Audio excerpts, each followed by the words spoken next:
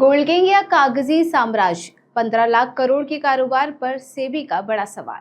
देश की सबसे बड़ी गोल्ड रिफाइनिंग और ज्वेलरी कंपनियों में गिनी जाने वाली राजेश एक्सपोर्ट अब गंभीर सवालों के घेरे में है। जिस कंपनी की सफलता की कहानी वर्षों से बिजनेस स्कूलों और निवेशकों के बीच मिसाल के तौर पर सुनाई जाती रही, उसी कंपनी पर अब बाजार नियामक सेबी ने ऐसे आरोप लगाए हैं जिन्होंने कॉरपोरेट जगत में सनसनी फैला दी है।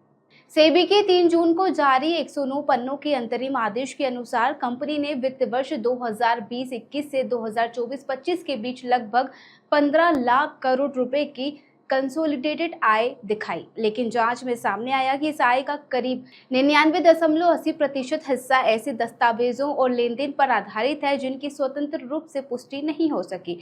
यानी जिस कारोबार के दम पर कंपनी खुद को दुनिया की बड़ी गोल्ड कंपनियों में शामिल बताती रही, उसके आंकड़ों की विश्वसनीयता पर भी सवाल खड़े हो गए हैं। सेबी ने अपनी जांच में यह भी पाया कि कंपनी द्वारा विदेशी इकाइयों के माध्यम से दिखाए गए कारोबार और उपलब्ध विदेशी रिकॉर्ड में बड़ा अंतर है। गोल्ड रिफाइनिंग और प्रोसेसिंग में मिलने वाली फीस के आंकड़ों पर भी नियामक ने संदेह जताया है। आरोप है कि कागजों पर दिखाया गया कारोबार और वास्तविक रिकॉर्ड एक दूसरे से मेल नहीं खाते। सबसे दिलचस्प बात यह है कि कंपनी के संस्थापक राजेश मेहता की कहानी संघर्ष से सफलता तक की मिसाल मानी जाती रही है। महज 1200 रुपए उधार लेकर शुरू हुआ कारोबार गैराज से निकलकर वैश्विक बाजार तक पहुंचा। कंपनी ने Britain, Dubai, Oman, Kuwait, America और यूरोप तक अपना नेटवर्क खड़ा किया और खुद को दुनिया की प्रमुख गोल्ड रिफाइनिंग कंपनियों में स्थापित किया। इस पूरे मामले में कांग्रेस प्रवक्ता पवन खेड़ा ने भी सरकार पर निशाना साधा है और सेबी की कार्यप्रणाली पर भी सवाल उठाए। एक शेयर होल्डर ने ईमेल भेजी, शिकायत की 2024 मार्च में। शिकायत हो गई, लेकिन एलआईसी पैसा लगाता रहा। क्यों लगाता रहा? क्योंकि 7 महीने माधवीपुरी बुच ने इस शिकायत पर कोई एक्शन नहीं लिया। SEBI kept sitting on this complaint for 7 months.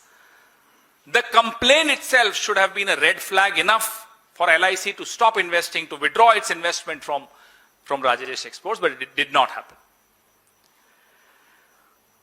2015 में राजेश एक्सपोर्ट ने 400 मिलियन डॉलर की इन्वेस्टमेंट करके वेलकैम्बी, एक सबसे बड़ी स्विट्जरलैंड की गोल्ड माइन खरीदी, रिफाइनरी खरीदी। इतना बड़ा पैसा कोई हिंदुस्तान की कंपनी लगा रही है, 400 मिलियन डॉलर स्विट्जरलैंड की एक गोल्ड रिफाइनरी खरीदने में। सेबी ने क्या इसको स्क्रूटिनाइज करना उचित नहीं समझा कि साहब ये पैसा कहां से आया है, कौन है इसके प्रमोटर्स? 400 मिलियन 2015 में, आज क्या कीमत होगी उसकी, आज डॉलर के हिसाब से आप देख लीजिए। हालांकि यह भी महत्वपूर्ण है कि सेबी का यह अंतरिम आदेश है, अंतिम फैसला नहीं। कंपनी को अपना पक्ष रखने और आरोपों का जवाब देने का पूरा अवसर मिलेगा।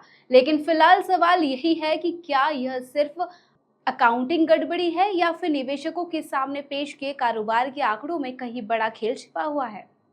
ऐसे ही और अपडेट के लिए देखते रहिए खबर नेशन। खबर नेशन के यूट्यूब चैनल को लाइक, सब्सक्राइब और शेयर करें।